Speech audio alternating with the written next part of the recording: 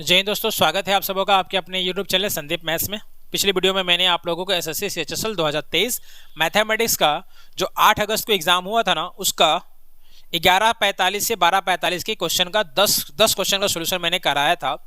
आज की वीडियो में मैं आगे के 10 क्वेश्चन का सोल्यूशन करवाता हूँ। तो चलिए, 11 तक मैंने आप लोगों को बता दिया था, ठीक है ना। 11 तक मैंने आपको आज उस पिछली वीडियो में बता दिया था। आज 12 से हम लोग शुरू करते हैं, ठीक है ना। तो देखिए 12 नंबर क्वेश्चन क्या है, सॉरी 12 नंबर नेक्स्ट। हाँ, 12 नंबर क्वेश्चन क्या है, कहता है एक दुकानदार अंकित मूल्य पर 25% की छूट के साथ एक मेज बेचता है और 70% का लाभ अर्जित करता है। ध्यान रखिएगा, छूट के साथ साथ अगर आपको लाभ का परसेंटेज दिया रहे तो आप 100 में क्या कीजिए ना, 100 में छूट को माइनस कीजिए। हमारा छूट है 25, 100 में 25 घटाएं कितना आएगा, 75 आएगा, ठीक है।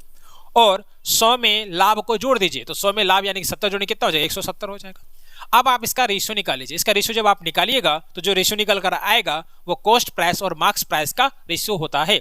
तो 75 को अगर आप 5 से काटिएगा तो ये 15 आ जाएगा, और इसको अगर आप काटिएगा तो देखिए 5 से अगर हम काटते हैं तो 5 तिया 15 और 5 चौकी 20 कितना आ जा रहा है, 34 आ जा रहा है, ठीक है। यानी कि अगर हमारा कॉस्ट प्राइस 15 है तो मार्क्स प्राइस कितना हो जाएगा, मेरा 34 हो जाएगा। क्वेश्चन में बोल रहा है यदि वह उसी मेज को 50% की छूट पर बेचता तो उसका नया लाभ प्रतिशत ज्ञात कीजिए। अब ध्यान दीजिए, 34 रुपया दाम लिखा हुआ था, वो आधा में बेचता। आधा कहने का मतलब 17 रुपया का डिस्काउंट दे देता, ठीक है। तो 34 में 17 हटा कितना बच गया, 17 बच गया। यानी कि वो 15 रुपए के सामान को बेच कितना रहा है, 17 में बेच रहा है। फायदा कितने का, 2 का। तो 2 लिख दीजिए ऊपर, 15 लिख दीजिए नीचे, कर दीजिए गुना 100 से। 5 तिया 15, 5 दूना का 10, 20 बार में कड़ा तो ये कितना हो जाएगा, 40/3। इसको अगर आप फ्रैक्शन में लिखिएगा तो 13 तिया 39 पूर्णांक 1/3, जो आपका यहाँ पर फोर्थ वाले ऑप्शन में गिवन है, ठीक है ना। आगे बढ़ते हैं। क्वेश्चन नंबर 14 क्या कहता है, श्याम ने 16 कलमों का एक पैकेट खरीदा। 16 कलम खरीदा, हम मान लेते ना 16 रुपया में वो खरीदा। इसे कैलकुलेशन थोड़ा होगा मेरा आसान। आप अगर चाहें तो 32 मान सकते हैं, आप अगर चाहें तो कुछ भी मान लीजिए, कोई दिक्कत नहीं है। कैलकुलेशन आसान करने के लिए मैं 1 रुपये, एक पेन की कीमत को 1 रुपया माना, ठीक है।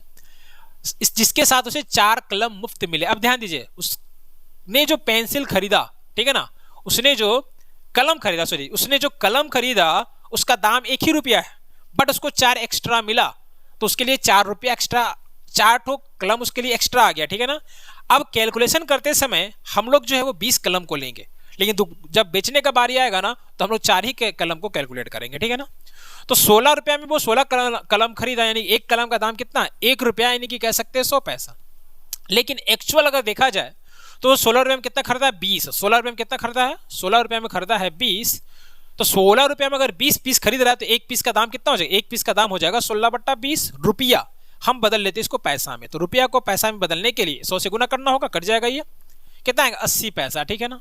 यानी कि अगर देखा जाए तो पेन का दाम तो 100 पैसा है, बट उसको 4 एक्स्ट्रा मिलने की वजह से उसका कीमत कितना हो गया, 80 पैसा हो गया, ठीक है ना। आगे कहता है उसने उस क्रय मूल्य से 20% अधिक अंकित किया। अब ध्यान दीजिए, क्रय मूल्य उसका 100 पैसा ही था, वो क्या कर दिया, उस पर 20% बढ़ा दिया, यानी कि 120 पैसा कर दिया, ठीक है ना। यदि उसने कोई छूट नहीं दी और सभी 20 कलमों को इसी मूल्य पर बेच दिया तो उसका लाभ प्रतिशत क्या था। तो ध्यान दीजिएगा, वो 1 रुपये 20 पैसा में ही सारा कलम को बेच रहा है। एक्चुअल में उसका प्राइस कितना लगा है, 80 पैसा लगा। तो फायदा कितने का हो रहा है, 40 का हो रहा है। यानी कि एक कलम पर कितना का फायदा हो रहा है, 40 पैसे का फायदा हो रहा है। तो 40 पैसा क्या होता है, 80 का 50% होता है, इसलिए हमारा थर्ड ऑप्शन यहाँ पर सही हो जाएगा, ठीक है ना। आगे बढ़ते हैं। क्वेश्चन नंबर 14 क्या है यहाँ पर, देखिए tan theta plus sec theta का वैल्यू दिया हुआ है, आपको sec थीटा का वैल्यू निकालना। ध्यान रखिएगा आप हमेशा sec थीटा, ठीक है ना, प्लस tan थीटा अगर आपको दे दिया हो तो आप आंख बंद करके sec theta minus tan theta का वैल्यू जस्ट इसका उल्टा लिख दीजिएगा, 1/a। ये याद रखना आपको। अगर ये दिया है तो इसका उल्टा ऊपर हो जाएगा, अगर ये दिया है तो इसका उल्टा नीचे हो जाएगा, ठीक है ना। हमको बोला है sec थीटा निकालने के लिए, आप सिंपली इसको क्या कर दीजिए, ऐड कर दीजिए। अगर ऐड करेंगे तो ये कैंसिल हो जाएगा, sec थीटा और sec थीटा क्या हो जाएगा आपका, 2 sec थीटा हो जाएगा, ठीक है ना। और बराबर में क्या आएगा, a प्लस 1/a। अगर आप इसको सिंप्लीफाई करते हैं तो ये हो जाएगा a² plus 1/a।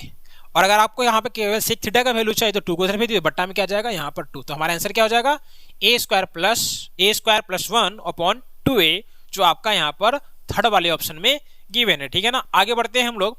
Question number 15 क्या है, क्वेश्चन नंबर 15 में देखिए यहाँ पर ए और बी मिलकर किसी काम को 15 दिन में पूरा कर सकते हैं और बी अकेले उसी काम को 21 दिन में पूरा करता है। ध्यान दीजिए, दो लोग मिलकर कर रहे हैं और उनमें से एक का दिया हुआ है, तो दूसरे का निकालने के लिए दो जो संख्या दिया हुआ है उसको गुना कीजिए, ठीक है ना, और दोनों के डिफरेंसेस को भागा दीजिए। 21 और 15 डिफरेंस कितना होता है? 6 होता है। आप इसको काटिए, 3 दूना का 6 और 3 पच्चे 15, और ये 21 गुना 5 कितना? 105, भागा दीजिए 2 से, तो 105 का आधा कितना होता है? 52.5, यानी कि 52.1/2 दिन, जो आपका यहाँ पर 4 वाले ऑप्शन में गिवन है, ठीक है ना। आगे बढ़ते हैं क्वेश्चन नंबर 16।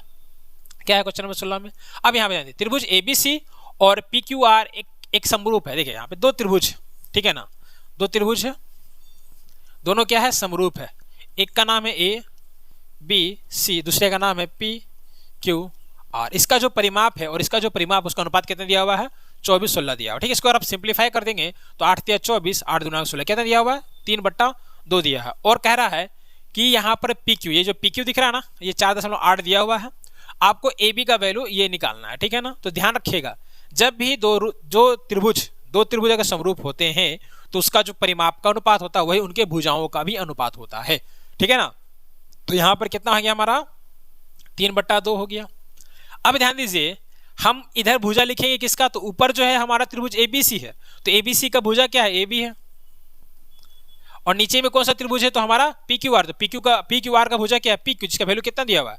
4.8 दिया हुआ है। आप इसको सोल्व करके ए बी का वैल्यू निकाल सकते हैं। 2 से कट जाएगा, ये 2 दूना का 4, 2 चौके 8, 2.4 को 3 से गुना करना। आप इकाई अंक को गुना कीजिए, 4 × 12, 12 का 2, इकाई अंक 2, देख लीजिए 7.2 आपका आंसर हो जाएगा, ठीक है ना। आगे बढ़ते हैं क्वेश्चन नंबर 17। क्या है क्वेश्चन नंबर 17 में? अब देखिए क्वेश्चन नंबर 17 में, निम्न तालिका में प्रत्येक कक्षा में छात्रों की संख्या और कक्षा में हॉकी, टेनिस, संतरा जोन, गोल्फ पसंद करने वाले छात्रों का प्रतिशत दर्शाया गया है, ठीक है ना। दी गई सभी कक्षाओं में कितने छात्र हॉकी पसंद करते हैं? यहाँ ध्यान रखिएगा, यहाँ परसेंटेज दर्शाया गया, ठीक है ना। यानी कि 260 छात्रों में से 70% क्या खेलते हैं? हॉकी खेलते हैं। आपको बताना है कि इन सारी कक्षाओं में मिलाकर के हॉकी पसंद करने वाले कितने हैं। हमको यहाँ पर आंसर बताना है, इन चारों में से कोई एक आंसर हमारा सही है। आप क्या कीजिए ना, यूनिट डिजिट को मल्टीप्लाई कीजिए, 1 0 और ये 1 0 कट जाएगा, क्योंकि हमको परसेंटेज निकालना है। क्योंकि परसेंटेज जब हम निकालते हैं किसी चीज का तो 100 से भागा देते हैं, 2 0 तो हमारा कैंसिल हो जाना है। तो 6 को आप 7 से कीजिए, 6 7 42 का 2, फिर 8 को 9 से कीजिए तो 9 8 72 का 2, 4 को 9 से कीजिए 9 चौक 36 का 6, और 6 को 8 से कीजिए तो 8 छक 48। अब इसको आप सिंपली जोड़ लीजिए, तो 8 6 14, 14 + 2 16, फिर 2 18, इकाई का कितना 18 आ रहा। आप देखिए यहाँ ऑप्शन नंबर डी में ही केवल 8 दिया हुआ। आप चाहे तो इसको पूरा सोल्व करके भी आंसर बता सकते हैं, बट ये आंसर इसी तरह बताने में फायदा है आप लोगों का, ठीक है ना। आगे बढ़ते हैं क्वेश्चन नंबर 18। 70 लड़कों के लिए एक शिविर में 36 दिन का खाना। तो इसको इस तरह क्वेश्चन को सिंपली गुना करके बनाते हैं। 70 लड़का 36 दिन, ठीक है ना। यदि शिविर में 50 और लड़के शामिल हो जाते हैं तो भोजन कितने दिनों तक चलेगा? अब 50 लड़का और आ गया तो 70 + 50 कितना हो? 120 हो गया। कितने दिन के लिए भोजन बच जाएगा? तो 1 दिन के लिए बच जाएगा। ये 0 से हमारा ये 0 कट जाएगा, 12 से ये 12 3 36 कट जाएगा, 7 को 3 से गुना कीजिएगा तो 7 21 दिन हो जाएगा, जो आपको ऑप्शन नंबर डी में गिवन है, ठीक है ना। आगे बढ़ते हैं 19 नंबर क्वेश्चन। क्या है 19 नंबर क्वेश्चन में? हाँ, root A is equal to 3b, तो a/b² का मान बताइए। आपको पहले यहाँ पर b² पता कर लेना, ठीक है ना। तो b² निकालने के लिए क्या करना होगा? स्क्वायर करना होगा दोनों तरफ। तो इसका स्क्वायर करेंगे तो a हो जाएगा, इसका स्क्वायर करेंगे तो 9b² हो जाएगा। यहाँ से अगर आप b² का वैल्यू निकालेंगे तो क्या हो जाएगा? a/9 हो जाएगा, ठीक है ना। हमको निकालना क्या? हमको निकालना a/b² निकालना, ठीक है ना। तो a को a रहने दीजिए, b² के बदले क्या लिखिएगा? a/9, तो 9 कहाँ चला जाएगा? ऊपर चला जाएगा। तो a हमारा कैंसिल, बच क्या गया हमारे पास? 9 बच गया, जो आपका यहाँ पर ऑप्शन नंबर 4 में गिवन है, ठीक है ना। अब हम लोग चलते हैं क्वेश्चन नंबर 20। क्या है क्वेश्चन नंबर 20 में? हाँ, एक बस 60 किलोमीटर प्रति घंटा की चाल से 3 घंटा, 50 किलोमीटर प्रति घंटा की चाल से 4 घंटा और 50 किलोमीटर प्रति घंटा की चाल से अगले 5 घंटा यात्रा करता है। बस की औसत चाल ज्ञात कीजिए। अब ध्यान दीजिए, 60 किलोमीटर प्रति घंटा की चाल से 3 घंटा चला, कितना चला? 180 चला, ठीक है। 5 की स्पीड से कितना? 50 किलोमीटर पर आवर की स्पीड कितना चला? 4 घंटा चला, यानी कि 5 के 20 200 हुआ। और 50 किलोमीटर प्रति घंटा की चाल से कितना चला? 5 घंटा चला। तो 50 को 5 से गुना कीजिए, कितना होगा? 250।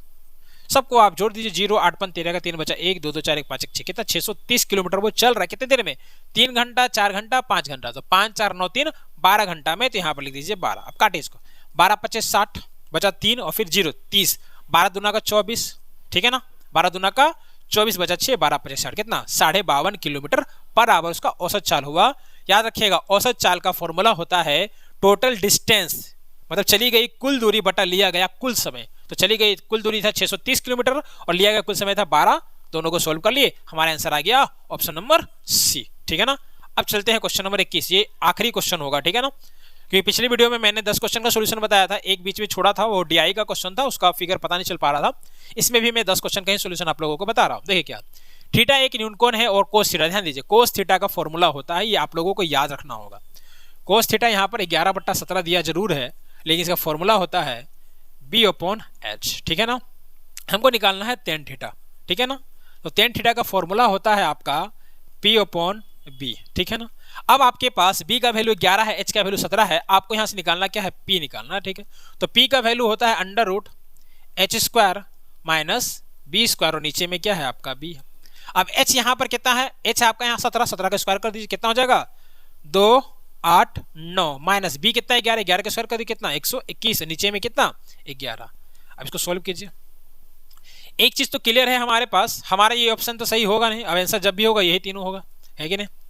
अब ध्यान दीजिए, इसको माइनस कीजिए, कितना हो जाएगा, ये घटा दीजिए इसमें से, तो आपका हो जाएगा ये 8। ठीक है ना, ये हो जाएगा 16 अंडर नीचे में 11। अब √168 आया। ठीक है ना, अब ध्यान दीजिए यहाँ पर अंदर में 10 आ रहा है, बट यहाँ तो 10 है नहीं, तो ये तो होगा नहीं हमारा।